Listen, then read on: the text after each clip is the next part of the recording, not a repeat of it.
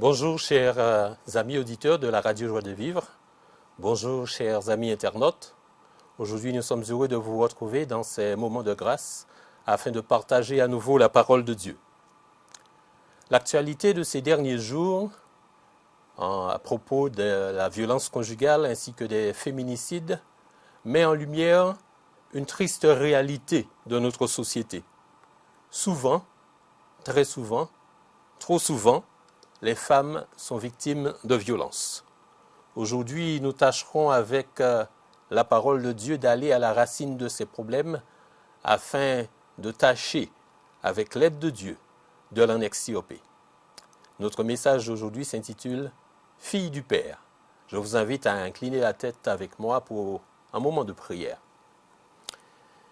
Éternel notre Père, notre Dieu, voici qu'en cet instant nous nous inclinons devant toi, recherchant ta sagesse, ton intelligence, ta compréhension, afin de nous éclairer et de nous conduire toujours plus près de toi.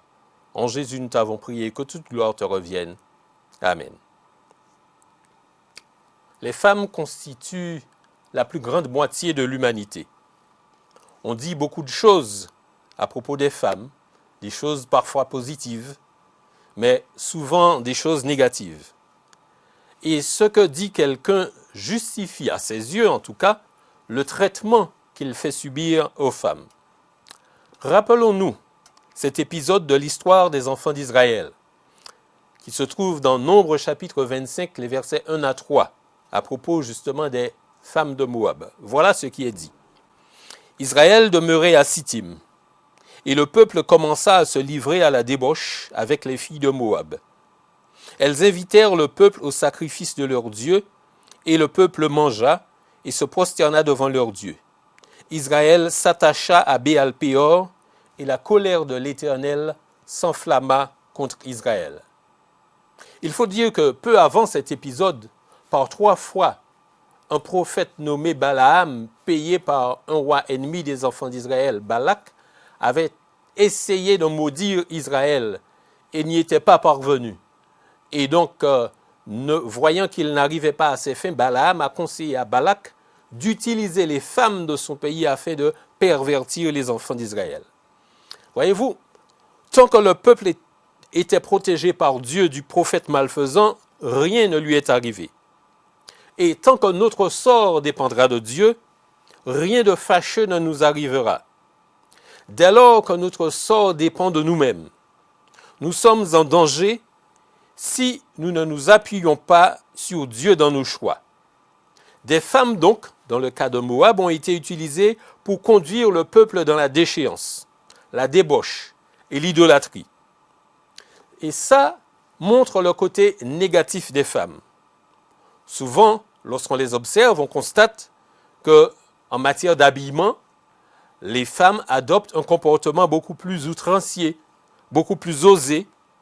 Lors de fêtes, par exemple, elles sont beaucoup plus extravagantes et scandaleuses, en tout cas certaines d'entre elles.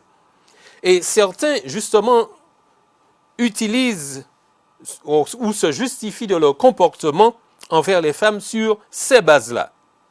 Cependant, s'il est vrai que souvent les femmes ont ce genre de comportement négatif, il n'est pas vrai que leur comportement n'est que négatif.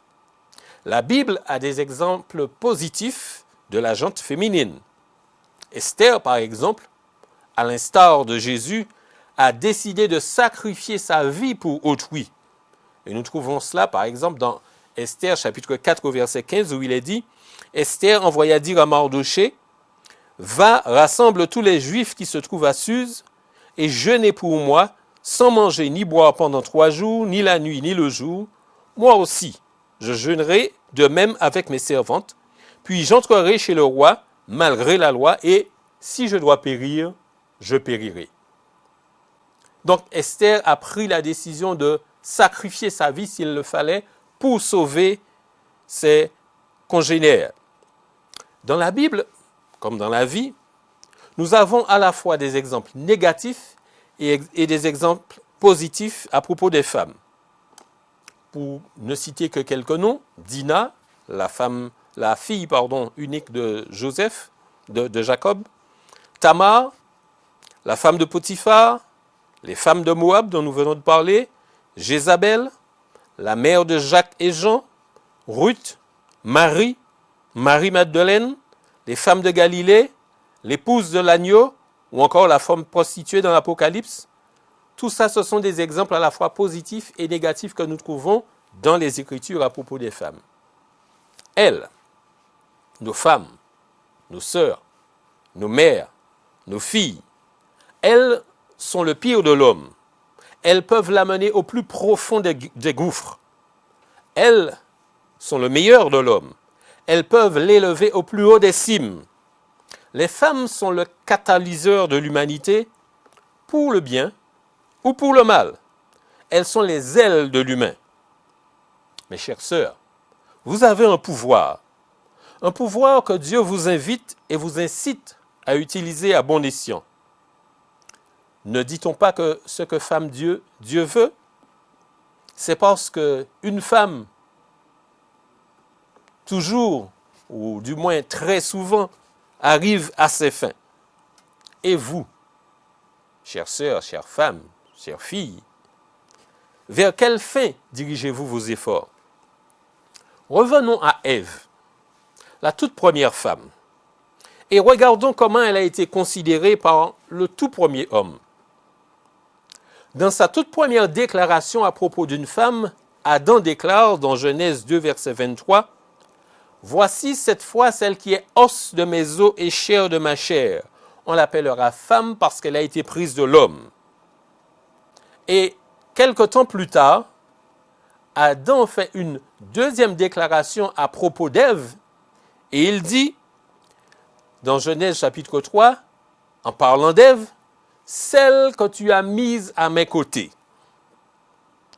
Ce n'est plus os de mes os, chair de ma chair. Et quand Adam faisait cette déclaration, en fait, il considérait qu'entre Ève et lui, il n'y avait pas de différence parce que Ève, l'autre, c'était lui, puisqu'elle est os de mes os et chair de ma chair. Donc, il y avait une unité, une union, une fusion entre les deux, du moins pour ce qu'il en percevait. Et dans la seconde déclaration, il ne dit plus celle qui est os de mes os ou chair de ma chair, mais il dit celle que tu as mise à mes côtés. Observez bien la différenciation, la distanciation linguistique qui illustre une distanciation sociale bien connue de nos jours. Qu'est-ce qui s'est passé entre-temps? Genèse 3, verset 6 nous le dit. La femme vit que l'arbre était bon à manger et agréable à la vue, et qu'il était précieux pour ouvrir l'intelligence. Elle prit de son fruit et en mangea. Elle en donna aussi à son mari qui était auprès d'elle et il en mangea. Quelle est la différence entre ces deux manières de voir, de concevoir, de comprendre, d'appréhender et de décrire l'autre? La ligne de démarcation, c'est le péché, nos péchés. Entre la première déclaration d'Adam, voilà cette fois celle qui est os de mes os, et la deuxième déclaration d'Adam, où il dit celle que tu as mise à mes côtés, la ligne de démarcation, c'est que le péché est apparu entre-temps. Et en dépit du fait que nous soyons pour beaucoup des pécheurs convertis, bon nombre d'entre nous, et je dirais même la plupart d'entre nous, y compris même parmi les femmes, avons tendance à considérer la femme sous l'angle d'Adam dans le jardin d'Éden, tout juste après le péché. Certains accusent même la femme de la faute originelle et condamnent toutes les femmes à porter ce fardeau-là. Est-ce ainsi que Dieu voit les choses? Dans Genèse chapitre 3, verset 16, l'Éternel déclare ceci. « J'augmenterai la souffrance de tes grossesses. Tu enfanteras avec douleur et tes désirs se porteront vers ton mari, mais il dominera sur toi. » Et voilà la fameuse phrase, « mais il dominera sur toi », qui justifie aux yeux de certains que pendant des siècles et des millénaires, la femme a été mise au second rang de l'humanité, parce que Dieu aurait donné à l'homme la domination sur la femme. En fait, lorsque Dieu donne la domination à Adam et Ève, quand il les bénit, Genèse chapitre 1er, verset 28, quand il dit « Croissez, multipliez, remplissez la terre et assujettissez-la et dominez ». Quand il dit cela, il confie cette domination à la fois à Adam et Ève. Donc lorsque Dieu donna la domination à Adam et Ève quand il les bénit, y avait-il un soupçon d'exploitation, d'oppression dans cette domination-là? Non, absolument pas. On était dans un monde sans péché. Dieu, il est le même hier, aujourd'hui et éternellement. Si donc la conception de Dieu à propos de la domination n'a pas changé, qu'est-ce qui a changé? Eh bien, c'est la conception humaine de la domination qui a changé parce qu'elle a été affectée par le péché. Dieu ne dit pas ici à Ève, quand il parle dans Genèse 3, verset 16, il ne dit pas « Voici ta punition parce que tu as péché ». Il lui dit « Voici les conséquences que le péché aura sur vos relations ».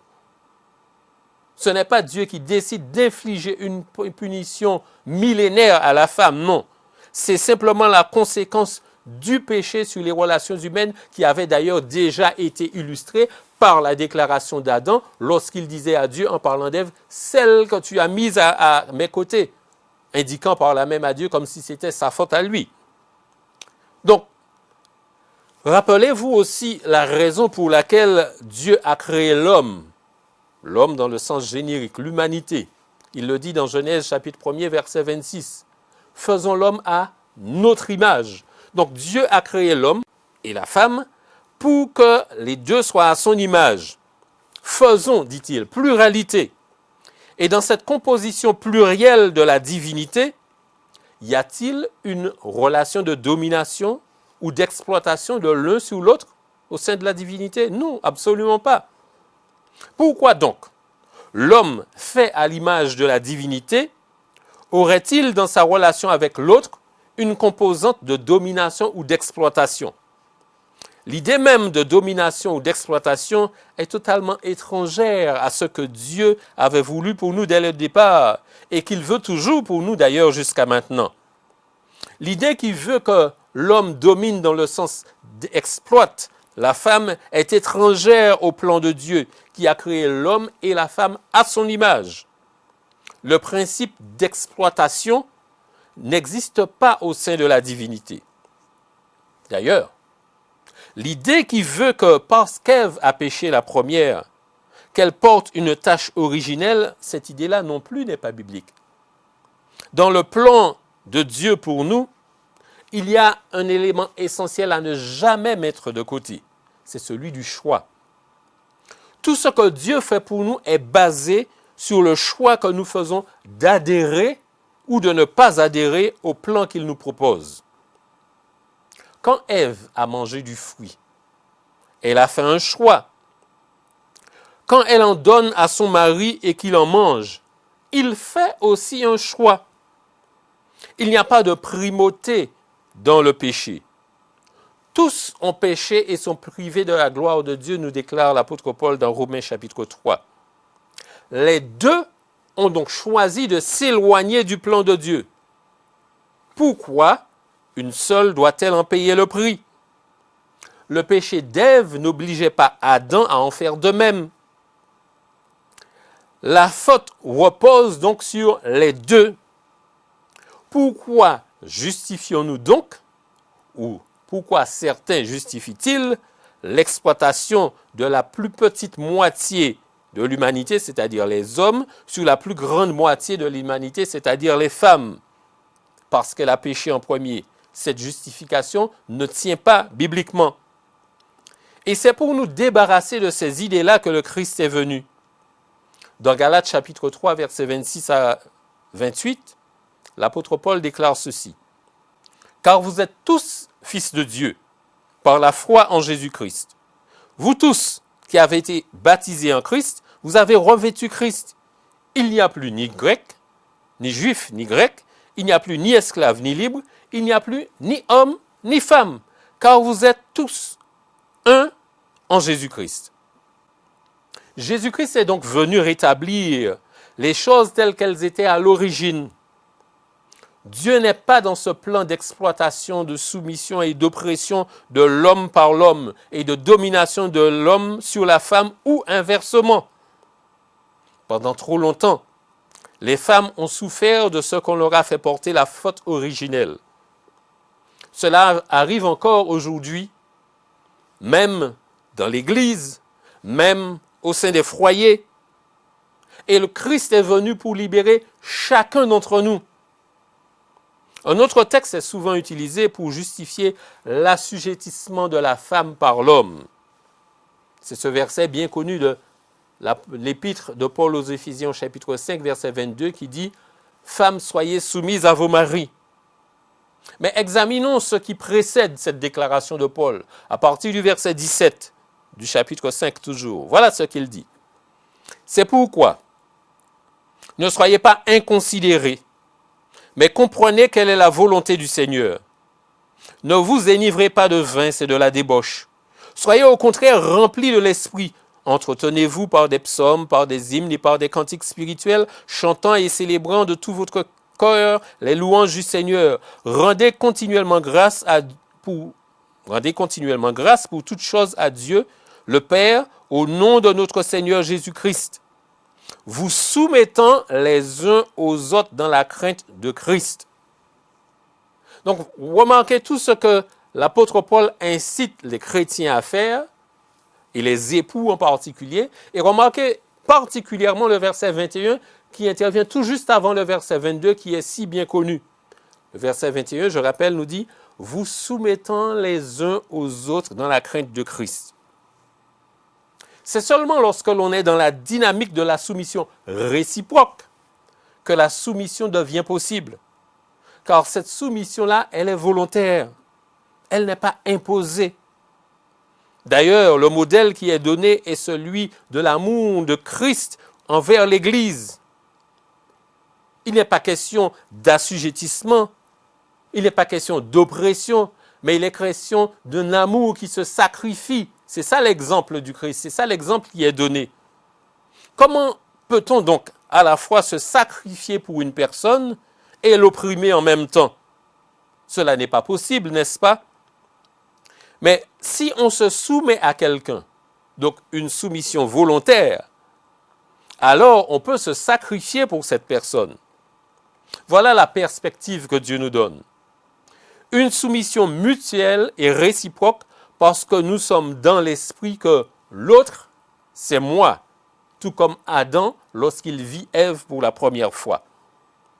Chères sœurs, j'aimerais donc vous inviter à être libérés de cette chape de plomb qui a trop longtemps pesé sur vous et vous a empêché d'être et de donner le meilleur de vous-même, parce que le meilleur de l'humanité, c'est les femmes.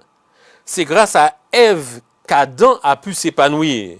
C'est la femme qui permet à l'homme de se réaliser pleinement. Et c'est la raison pour laquelle Dieu a créé cette aide semblable à Adam pour qu'il puisse s'épanouir librement. Et voici comment en parle Salomon. Voici comment Salomon parle de la femme, le plus sage d'entre nous. Dans Proverbes chapitre 31, à partir du verset 10 jusqu'au verset 31, voilà ce qu'il déclare. Qui peut trouver une femme vertueuse? Elle a bien plus de valeur que les perles. Le cœur de son mari a confiance en elle, et les produits ne lui feront pas défaut. Elle lui fait du bien et non du mal, tous les jours de sa vie. Elle se procure de la laine et du lin, et travaille d'une main joyeuse. Elle est comme un navire marchand. Elle amène son pain de loin. Elle se lève lorsqu'il est encore nuit, et elle donne la nourriture à sa maison et la tâche à ses servantes. Elle pense à un champ et elle l'acquiert. Du fruit de son travail, elle plante une vigne. Elle ceint de force ses reins et elle affermit ses bras.